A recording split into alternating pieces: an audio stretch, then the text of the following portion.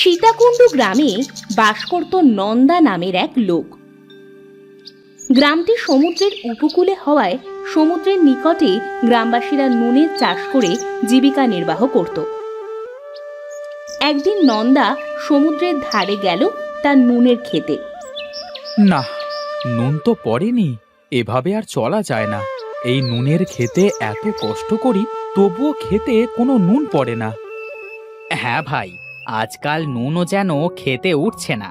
জীবন চালানো খুব কষ্ট হয়ে পড়েছে। ভাই, এই নুন বেচেই তো সংসারটা চালাই, কিন্তু নুনও যেন আজকাল বেইমানি করছে। খেতে কোনো রকম নুন উঠছে না, ভালো লাগে না, কিচ্ছু ভালো লাগে না। এ কথা বলে নন্দা মনের দুঃখে বাড়ির উল্টো দিকে হাঁটা ধরল। দু চোখ যেদিকে যায় সেদিকেই চলে যাব। সংসারে ঝামেলা যেন আমার আর ভালো লাগে না। বাচ্চা দুটির মুখে কোনো দিনও ঠিকভাবে খাবার তুলে দিতে পারি না।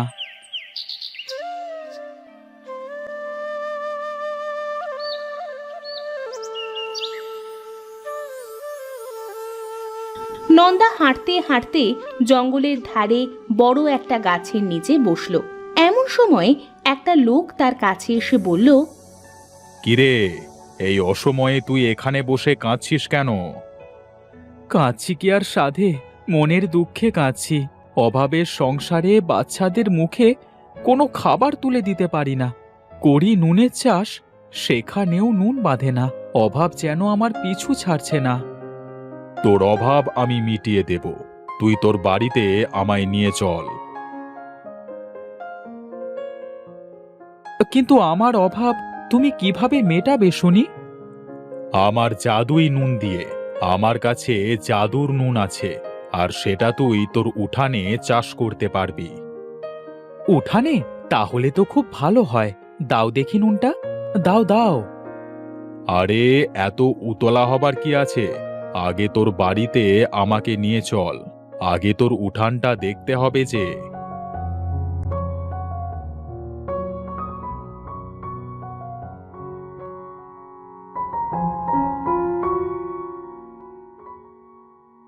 নন্দা জাদুকরকে নিয়ে তার বাড়িতে এলো। গিন্নি, ও গিন্নি, আরে কোথায় গেলে শুনি? বাইরে বেরিয়ে এসো। হ্যাঁ গো, আসছি।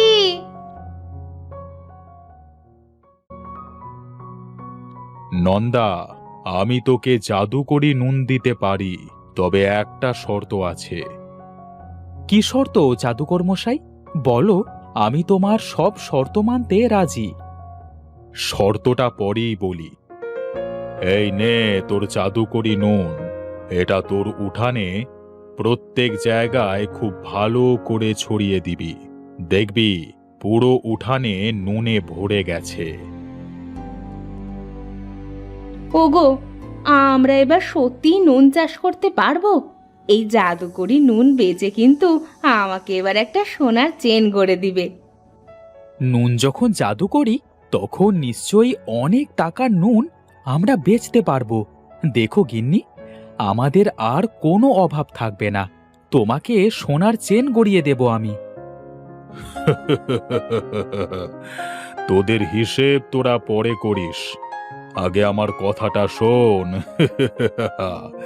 ক্রিং ক্রিং রিং ব্রিং ছু, মন্ত্র ছু গ্রিং হু।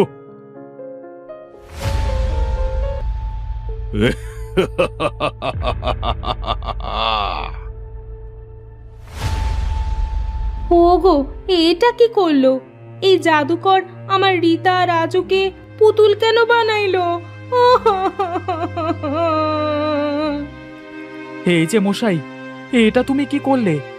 আমার লাগবে না তোমার এই নুন। তুমি আমার বাচ্চাদের ফিরিয়ে দাও। সেটা আর চাইলেও সম্ভব না। আমার কথা মন দিয়ে শোন।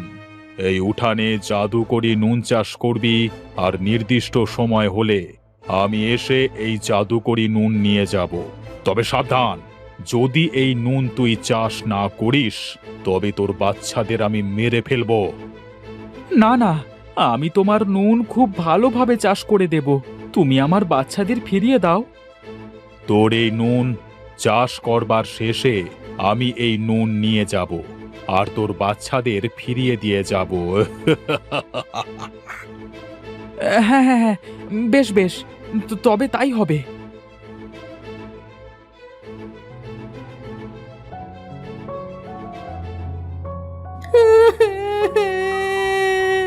এ আমার কি হলো রে? আমার সোনার চেনের দরকার নেই, তুমি আমার বাচ্চাদের এনে দাও। লোকটি এত দুষ্টু জানতাম না।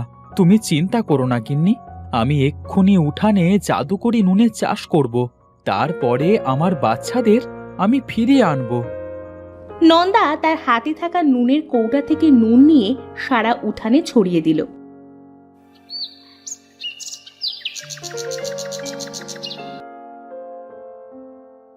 পরের দিন সকালে দেখলো উঠানে ছোট্ট ছোট্ট চারা গাছ গজিয়েছে। ওগো, নুন তো এমনিতেই উঠানে থাকার কথা, তবে কেন এই গাছ গজিয়েছে? জানি না গিন্নি, শয়তান জাদুকর আমাদের সাথে কি করতে চাইছে, তবে এই গাছের খুব ভালোভাবে যত্ন নিতে হবে।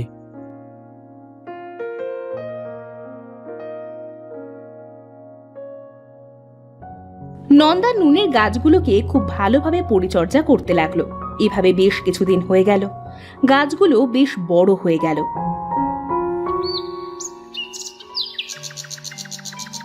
একদিন সকালে, ওগো শুনছো, এসে দেখে যাও গো, এই গাছগুলোতে সব তো নুন ধরেছে। আরে তাই তো, গাছে তো সব লবণ ধরেছে। আর চিন্তা নেই গিন্নি, এবার আমার ছেলে মেয়েদের আমি ফিরিয়ে নিয়ে আসব। হ্যাঁ, ওদের ছাড়া যে আমি একটুও ভালো নেই। এমন সময় নীরু যাচ্ছিল নন্দাদের বাড়ির পাশ দিয়ে। সে নন্দার উঠানে নুন ভর্তি গাছ দেখে খুব অবাক হলো। আরে এটা কেমন অদ্ভুত নুন যে গাছে ধরে! নন্দা, এই নন্দা, আরে নন্দা, বাড়িতে আছিস? এই নন্দা! আরে ভাই নীরু, কি হয়েছে? ডাকছিস কেন? এইগুলো কি ভাই? লবণ কেন গাছে ধরেছে? এমন তো কোনোদিনও দেখিনি। প্রথমে আমরাও অবাক হয়েছিলাম, কি আর করা ভাই, সে অনেক বড় কাহিনী। এই গাছের সাথে জড়িয়ে আছে আমার বাচ্চাদের জীবন। কেন, কি হয়েছে নন্দা? ও কিছু না ভাই, অন্য একদিন বলবো, আজ একটু ব্যস্ত আছি, পরে কথা বলি এই বিষয়ে। হতাশ হয়ে নন্দা ঘরে ফিরে এলো। পরের দিন এক বুড়ি নন্দাদের বাড়িতে এলো। এই বাড়িতে কেউ আছিস নাকি তোরা? বেরিয়ে আয়। কই তোরা? তোরা কি কেউ বাড়িতে নেই? কি হয়েছে বুড়িমা, ডাকছো কেন? কিছু লাগবে? না রে মা, আমার কিছু লাগবে না, তবে তোরা এই জঘন্য ঘাতক নুন কেন তোদের বাড়িতে লাগিয়েছিস? মানে কি বলতে চাইছো? বুড়িমা, আমরা খুব বিপদে আছি গো। এক জাদুকর এই নুন গাছ আমাদের দিয়েছে। এরপর নন্দা বুড়ির সাথে সব খুলে বলল। সব শুনে বুড়ি বলল, হ্যাঁ, আমি এই নুন গাছ দেখে আগেই বুঝতে পেরেছিলাম। এই নুন দিয়ে ওই জাদুকর তোর বাচ্চাদের আস্ত ভেজে খাবে। যদি সে এই নুন মাখিয়ে কোনো বাচ্চাদের খেতে পারে, তবে সে এই পৃথিবীর সব থেকে শক্তিশালী শয়তান জাদুকর হয়ে যাবে। কি বলছো বুড়িমা? তবে তোদের এর সমাধান আমি বলতে পারি। এই গাছ মেরে সব নুন ছাড়িয়ে ভেজে যদি ওই জাদুকরের গায়ে ঢালতে পারিস, তবে সে মারা যাবে আর তোর বাচ্চারাও মুক্তি পাবে। কিন্তু বুড়িমা, সে জাদুকর কোথায় আছে সেটাই তো আমরা জানি না। জঙ্গলের ওই পাশে একটা নীল বাড়িতে ওই জাদুকরকে পাবি। সময় মতো কাজটা করিস, এতে তোদেরই ভালো হবে। বুড়ি তাদের থেকে বিদায় নিয়ে চলে গেল।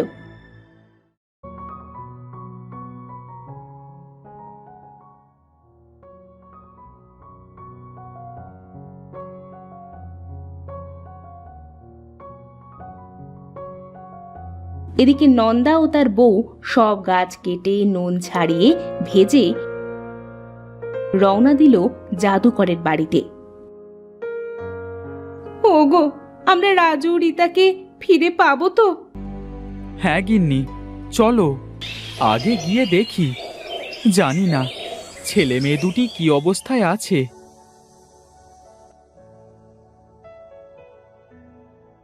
তারা জঙ্গলের ওই পাশে জাদুকরের বাড়িতে এসে দেখে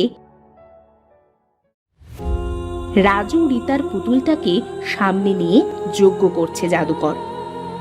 ওগো, ওই দেখো সেই দুষ্টু জাদুকর। কথা বলো না গিন্নি, আমি পেছন থেকে গিয়ে ওর গায়ে এই নুন ঢেলে দেব, তা না হলে ওর শক্তির সাথে যে আমরা পারবো না। নন্দা চুপি চুপি পেছন থেকে গিয়ে জাদুকরের গায়ে লবণ ঢালতেই সে চিৎকার করে উঠল। ওরে বাবারে, এই এই, এটা তোরা কি করলি? আমার এত দিনের তপস্যা সাধনা সব নষ্ট করলি। জ্বলে গেল গাটা, জ্বলে গেল। তোদের তোদের আমি ছাড়বো না। দুষ্টু লোক, আগে বাঁচবি তারপরেই তো মরবি। এদিকে রাজু ও রীতা তাদের মানুষ রূপে ফিরে এলো। আমার সোনারা, না জানি তোদের এই কদিনে কত কষ্ট হয়েছে। চল চল, বাড়িতে ফিরে চল। মা, জানো আমরা সব দেখতে পাচ্ছিলাম, কিন্তু কিছু বলতে পারছিলাম না। তোমাদের জন্য এই কদিন খুব কষ্ট হয়েছে মা। মা জানো, এই কবিরাজের কাছে এক ধরনের নুন আছে, যেখানে চাষ করা হবে সেখানেই নুন হবে। দাঁড়াও, আমি নিয়ে আসছি।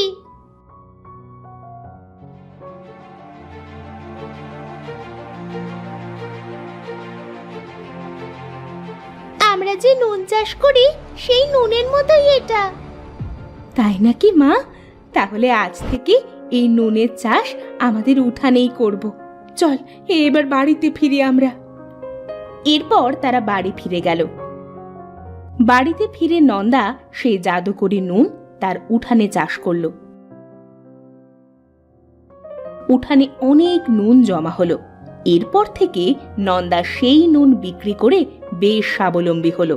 নন্দা তার পরিবার নিয়ে সুখে শান্তিতে দিন কাটাতে লাগলো।